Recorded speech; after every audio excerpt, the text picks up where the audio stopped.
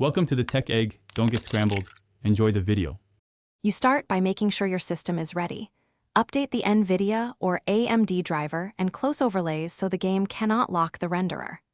Once done, open Device Manager or GPU-Z to read the exact adapter name. You need that identifier for Windows and vendor tools. Make sure the game is fully closed. Then, choose which adapter you want, integrated for battery life or discrete for full performance. Because the rest of the steps, assign the executable to that chosen GPU. Now you assign the adapter so the game launches on it. Open Windows Settings, search Graphics, add the game's executable, and set high performance to force the discrete GPU or power saving for the integrated GPU. This tells Windows which adapter to use.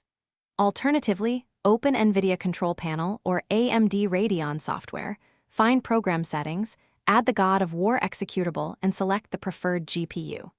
Once configured, save and restart Windows Explorer or sign out and back in to ensure the change sticks.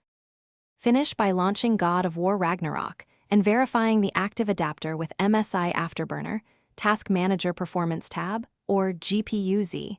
You should see the chosen GPU spike.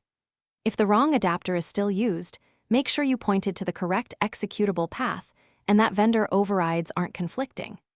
If settings revert or the game crashes, restart the PC and reinstall the latest driver. One key troubleshooting tip: disable overlays and temporary background capture tools, because Thanks for watching. Consider subscribing if I helped unscramble your problems.